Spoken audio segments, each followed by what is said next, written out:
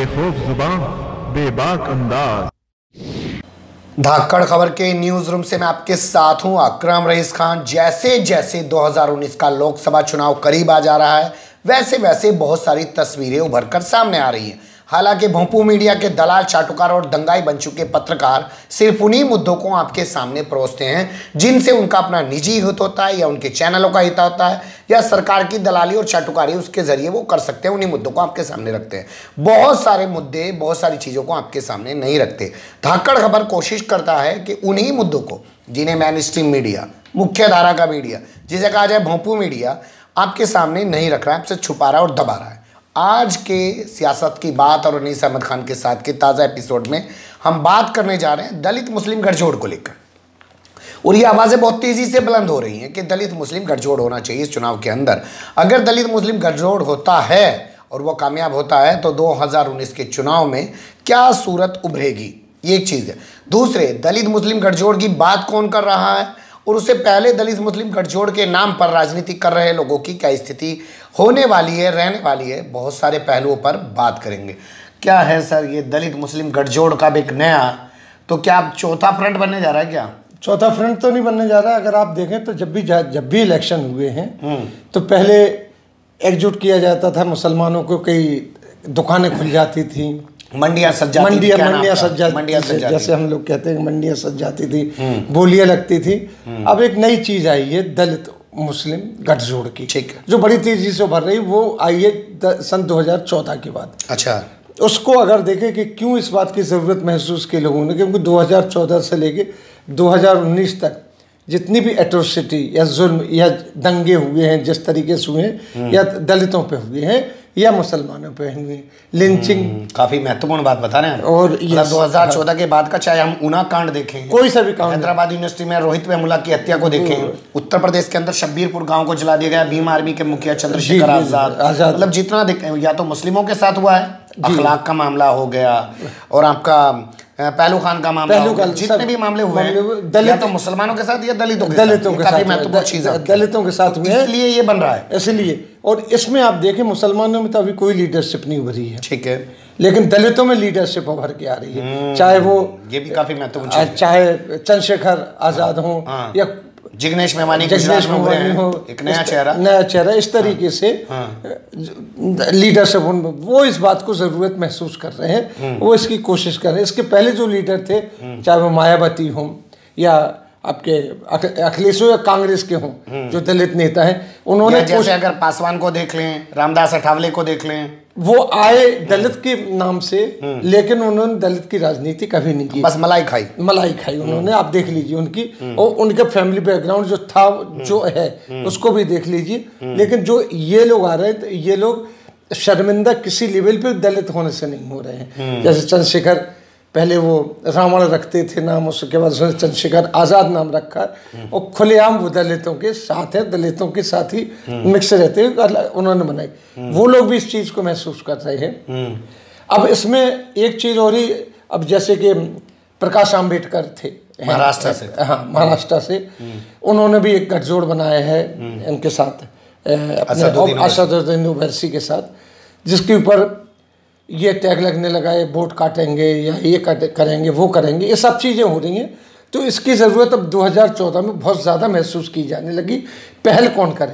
कांग्रेस पहल, ये आप कह रहे हैं कि माहौल बन चुका है, कुछ लोग उभर के भी आ चुके हैं, अब पहल कौन करे? ये काफ़ी महत्वपूर्ण, ये काफ़ी। तो अब ये ओवैसी ने या उन्होंने पहल की है, तो उसके नतीजे क्या निकलते वो आगे बात बताई जाएगी। लेकिन एक पहल शुरू हुई है इस लेवल पे, इसको कम्युनल भी कहा जाएगा, लेकिन आगे इसका जरूर आएगा। वजह उसकी है ना, कांग्रेस ने इसके ऊपर ध्यान दिया, बीजेपी ध्यान क्यों देती इस गठजोड़ को बनने क्यों, यानी दलितों के ऊपर और मुसलमानों के ऊपर, उनकी समस्याओं के ऊपर और इन प्रॉब्लम के ऊपर बीजेपी तक आज तक वो प्रॉब्लम बढ़ाती चली जा रही है। तो क्या हम सिर्फ प्रकाश आम्बेडकर और असदुद्दीन ओवैसी के साथ आने पर पूरे देश के जो मानचित्र पे एक तस्वीर उभरती है दलित मुस्लिम गठजोड़ की, वो कर सकते हैं बात हम? अब तो आज सोशल मीडिया, प्रकाश आम्बेडकर की अपनी कोई हैसियत राजनीतिक वहाँ नहीं है, ठीक है, कहीं नहीं है। असदुद्दीन ओवैसी की जो राजनीतिक हैसियत है वो सिर्फ एक दायरे में सिमटी हुई है। अगर यही देखा जाए तो चंद्रशेखर आजाद की क्या पॉलिटिकल हैसियत थी जब वो स्कूल में पढ़ता था, कॉलेज में पढ़ता था, वकील तक कुछ नहीं था। नहीं, वो तो कह रहे हैं अभी राजनीतिक हैसियत नहीं है उनकी। नहीं है ना, लेकिन सामाजिक हैसियत की बात कर रहे हैं। नहीं है उसकी राजनीतिक हैसियत। राजनीतिक हैसियत सामाजिक हैसियत है। आप देखें कोई भी पॉलिटिक्स सामाजिक हैसियत से आगे बढ़ती है। आज महत्वपूर्ण चीज, आज आप एक छोटी सी बात करें, उसको अगर आप दूसरे उसमें ना लें, आजादी से लेके अब तक जो भी बड़ा राजनीतिक उभरा है वो श्रमण क्लास से आया है। कोई भी पंडित जवाहरलाल नेहरू ले लीजिए, अटल बिहारी वाजपेयी ले लीजिए, महात्मा गांधी लीजिए, हालांकि वो नहीं थे, वो उन चीज़ों को बिल्कुल नहीं मानते थे, लेकिन रघुपति राघव राजा राम सबको सम्मति दे भगवान का नारा लेके आके पड़े। लोगों को बहुत बुरा लगेगा गांधी जी के बारे में ये कह रहा हूँ, लेकिन वो इस चीज़ के नहीं थे। उनके लिए हर भगवान बराबर था, हर धर्म बराबर था, लेकिन उनको उनकी गलती नहीं है कि वो सवर्ण पैदा हुए, ये है कि उनको सपोर्ट देने वाले सारे लोग खड़े हो गए। अगर यही बात अम्बेडकर, उसी जमाने में भीमराव अम्बेडकर भी थे, डॉक्टर भीमराव अम्बेडकर जी, लेकिन वो इतने बड़े फॉलोइंग लेके नहीं चल पाए अपने साथ उस जमाने में। और अगर जीते भी तो मुसलमानों की वजह से जीते। उन्होंने तो जीतने भी नहीं दिया उन्होंने। हाँ, हरदम मुसलमानों का सपोर्ट लिया। लोग बात तो वहीं से करने लगे। आप अपनी इसी बात को अगर आप एलाबोरेट करेंगे तो हरदम दलित तो मुसलमान एक फ्रंट पे आए, लेकिन इसको कांग्रेस ने सेट किया।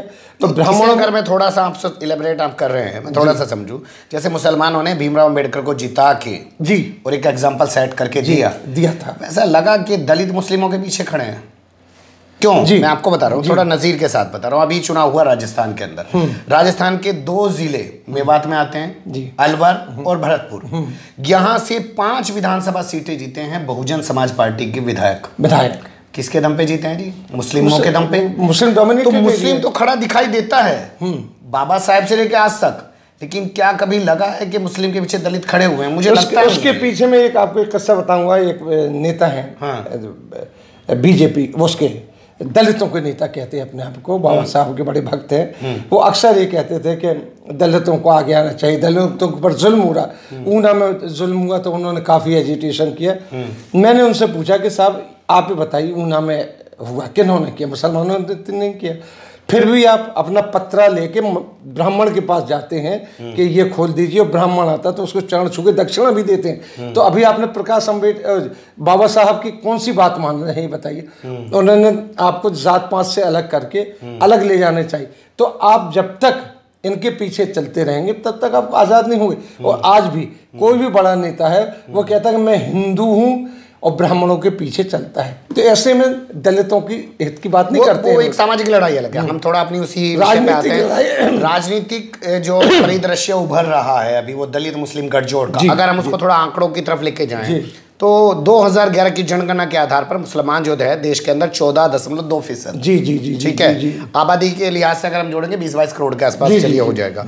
इसी तरीके से अगर हम दलित का SC ST दोनों की बात करें, दलित और आदिवासियों की, तो उनका उभरता है करीब 25% के आसपास। तो 25% वो और 14%, 39% की एक बड़ी आबादी है। भाई देखिए, और अगर इसको जोड़ें तो मोदी सरकार को 31% मिला था, 282 सीटें मिली थी जी। वैसे तो 39% है। और ये जिस तरफ भी चला जाएगा उसकी जीत सुनिश्चित रहेगी। लेकिन हम ही लोग, जब मुसलमानों के लीडरान हैं वो भी कई हिस्सों में बटे हुए हैं, वो जो कि मुसलमानों की हित की बात नहीं सोचते हैं। अब उनको सोचना के लिए मजबूर होना पड़ेगा। अब एक चीज़ और, छोटा सा और, जो नई लीडरशिप उभर रही है दलित समाज के अंदर, वो समझ रही है कि मुस्लिमों को साथ लेकर चलना चाहिए, कि वो भी पीड़ित हैं, आप भी पीड़ित हैं। ये एक चीज़ उभर रही है। लेकिन ये कोशिशें तो पहले भी हुई हैं। मायावती, हमेशा उनका भाषण सुनिए, 2017 का विधानसभा चुनाव देखिए, 100 उन्होंने टिकट दिए हैं मुस्लिमों को, तो वो करती हैं वो भी। लेकिन क्या वो इनको स्वीकार कर पाएंगे जो नए विचार अब आ रहे हैं? हालांकि उनके विचार भी वही हैं, या वो अपने आप को बचाए रखने के लिए इनको कभी साथ नहीं लेंगे? देखिए, अगर ब्रॉड स्पेक्ट्रम में देखें तो मायावती नहीं, मान्यवर जो काशीराम हैं वो इस विचार को लेके आए थे। मायावती ने उसको पूरी तरीके से कैश किया है। दलित मुस्लिम को लेके ये RSS की क्या भूमिका रही है हमेशा, वो थोड़ा सा क्लियर हो जाए। देखिए, दलितों के बारे में भी उनकी ये रही कि दलित पैर से पैदा हुए विष्णु की, और मुसलमानों के बारे में उनकी कि हिंदू हिंदुस्तान, तो मुसलमानों को उन्होंने सिरे से नकारा है और आज भी नकार रहे हैं। अगर वो मुस्लिम राष्ट्रीय मंच बनाते हैं या शिया राष्ट्रीय मंच बनाते हैं, तो उनके ये नहीं है कि वो मुसलमानों को एक्सेप्ट करते, वो कहते हैं मुसलमान आए तो हिंदू होके आए। उनकी तो ये है कि मुसलमान आए तो अब तो नई थ्योरी है उनका, कह रहे पूरे देश में जो रह रहा है, चाहे वो मुस्लिम है, ईसाई है, कोई भी है, वो सब हिंदू है। सब वही तो, जो अगर मुसलमान को हम एक्सेप्ट करेंगे तो उसको एज ए मुसलमान एक्सेप्ट नहीं करेंगे, वो हिंदू बन के हमारे पास। और हिंदुत्व की परिभाषा उनकी इतनी विकट है, इतनी गलत है कि कोई नहीं हो सकता। खुद हिंदू उनसे भाग रहे हैं। मतलब वो गुलामी के दौर में बात करते थे कि हमें अंग्रेजों से नहीं लड़ना है, हाँ। दलितों और मुसलमानों से हमारा असल झगड़ा है। झगड़ा है, दलितों से नहीं बताते हैं, क्योंकि दलित को मानते हैं, वो वजह है उसकी 25%, वो अपने को से अलग नहीं करना चाहते हैं। अगर अब करते हैं ना, वो तो वोटों की राजनीति जब से शुरू, अगर वो दलितों को अपने साथ लाना चाहते तो आज तक ब्राह्मण के अलावा उनके यहाँ कोई सत्संग। मैं कुछ चीजों पे बात करना चाहता हूँ, इसलिए थोड़ा तस्वीर क्लियर। जी जी। दलितों पे खूब हमले हुए 2014 के बाद से, मुसलमानों पे खूब हमले हुए। कौन सा सांसद दलितों का, कौन सा विधायक दलितों का, कौन सा मुस्लिम सांसद और कौन सा मुस्लिम विधायक खड़ा होकर जिसने इस्तीफा दे दिया और कहा हो कि मेरे समाज के साथ ये अत्याचार हो रहा है, तो उससे भी नाराज होकर एक नई लीडरशिप उभरने की वो लग रही है? वही मैं कह रहा हूँ कि दलितों में लीडरशिप उभर रही है। आगे क्या होता है उसकी हम नहीं बता सकते हैं, लेकिन एक सॉलिड लीडरशिप जो अपनी प्रेजेंस दिखला रही है इसमें, इंडिया भारत के अपने मानचित्र में, राजनीतिक मानचित्र में, चाहे चंद्रशेखर हो चाहे गुजरात के लोग हों, तो वो अपना एक स्थान दिखला रहे हैं। लेकिन मुसलमानों में भी ऐसी एक लीडरशिप नहीं उभर रही है। नहीं, वो लीडरशिप की मैं थोड़ी सी चीज़ को समझना चाहता हूँ। रामविलास पासवान, मायावती, रामदास अठावले, ठीक है, नए लड़के दलित समाज से नेता के तौर पर उभर रहे हैं, उन्हें स्वीकार कहाँ कर रहे हैं? वो जो उन्होंने स्वीकार किया, उन्होंने वो जिता के लाए हैं, दलित ही जिता के लाए हैं उनको। मैं लीडरशिप की बात कर रहा हूं जो पहले से स्थापित है दलितों के नाम पे, इसलिए कि उनके अंदर आप देखिए क्या खामियां हैं, क्या खामियां को क्या अच्छाई है। अब वो पूरी तरीके से आरएसएस, भाजपा, कांग्रेस, इसके बीच में वो घूमते रहते हैं, तो लोगों को हो गया कि सत्ता के लिए कर रहे हैं। और फिर आप कहेंगे वो जीत क्यों जाते हैं, तो जीत हार का पैमाना यहाँ पे दूसरा, उस पर अलग से बात की जा सकती है। जीत हार का पैमाना क्या है, यहाँ बात हो रही है कि दलित या मुस्लिम लीडरशिप की। तो क्या सिर्फ महाराष्ट्र में जो तस्वीर मान लीजिए बन रही है अम्बेडकर, प्रकाश अम्बेडकर और असदुद्दीन ओवैसी जी, वो आपको कहीं और दिखती है बनती हुई? अभी तक तो नहीं देखी है, लेकिन पत्थर 100वीं चोट में टूटता है। पहली चोट तो उसके अंदर जज्ब हो जाती है, चली जाती है, लेकिन मारते रही, एक आप कहेंगे आपने उठाया थोड़ा, एक उसमें टूट गया, ऐसा नहीं होता। वो पत्थर ही नहीं होता जो एक चोट में अंदर से जाके जो खोखला करती हैं, और 100वीं चोट में टूटती है। आज़ादी की लड़ाई में इतने लोग आए और शहीद हुए और चले गए। गांधी जी ने जो 100वीं चोट मारी उससे टूट गया, तो गांधी माने। आप ये कह रहे हैं कि 21वीं सदी में हम नए तरीके से सोचना हमें चाहिए, देखना चाहिए चीज़ों को, और दलित मुस्लिम अगर ये एकता वाली कोई बात अगर उभर रही है तो इसकी गुंजाइश। मैं एक बात और भी कहूँगा कि नौजवानों को भी सोचना चाहिए, मुस्लिम दलितों में लीडरशिप उभर रही है। ये एक सवाल या निशान है कि मुसलमान जो हैं उनकी लीडरशिप क्यों नहीं उभर पा रही? क्योंकि हर जगह जाइए, कहीं भी मीटिंग में, बैठक में मुसलमानों की, ये मुसलमानों को एक प्लेटफॉर्म पे आ जाना चाहिए और उन्हें एक लीडर चुनना चाहिए। उसके ऊपर उन्हें 80 साल के, 75 साल के, 60 के ऊपर के लोगों का इशारा ये होता कि लीडरशिप चुननी चाहिए। वो कोई भी पार्टी हो सकती है, नाम नहीं लेता किस तरह की कौन सी पार्टी है, क्या लीडर हमें बनाइए, और उनको मुसलमानों ने लीडर बनाया है।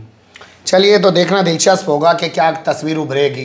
तो अब आप अगर आप इसमें देखिए, एक जो आपने पूछा था कि ये जो लोग आए हैं ओवैसी और प्रकाश अम्बेडकर दोनों एक साथ आए, इनका क्या हो सकता है? अगर ये बाय द वे महाराष्ट्र में ये एक्सपेरिमेंट सक्सेसफुल हो गया तो ये देश के लिए बहुत बड़ा, दूसरी पार्टी के लिए बहुत बड़ा चैलेंज हो जाए। 26% वोट है दोनों का महाराष्ट्र में मिला के। जी हाँ, बिल्कुल। अगर वो मैं कह रहा हूँ, अगर ये सक्सेसफुल हो गया और इसको तोड़ने में बीजेपी भी लगी हुई है और कांग्रेस भी लगी हुई है, ऐसा नहीं सोचिए कि ये इस गठबंधन को तोड़ने ओवैसी और अम्बेडकर के बिल्कुल स्मूथ जा रहा है, इनको तोड़ने में कई लोग लगे हुए हैं। इसके बाद इलेक्शन में भी लगेंगे हुए। अगर ये गठबंधन सक्सेसफुल हो गया इन दोनों का, एक जगह भी, तो नज़ीर बन जाएगी। चलिए, तो हमें इंतजार रहेगा 2019 के आंकड़ों का, और हम 2019 के आंकड़ों के बाद फिर से एक बार इसी टॉपिक को लेकर आपके सामने आएंगे कि जो दलित मुस्लिम गठजोड़ की बात की गई थी वो कहाँ पहुँची। फिलहाल ये कोशिश कैसी लगी आपको, कमेंट्स के रूप में आप लोग अपनी राय दे सकते हैं। खबर को लाइक कर सकते हैं, चैनल को सब्सक्राइब कर सकते हैं, और ज़्यादा से ज़्यादा हमारी खबरों को शेयर कर सकते हैं। फिर ऐसे ही किसी सुलगते हुए उलझते मुद्दे लेकर हम आपके सामने होंगे हाजिर। फिलहाल अभी हमें दें इजाज़त।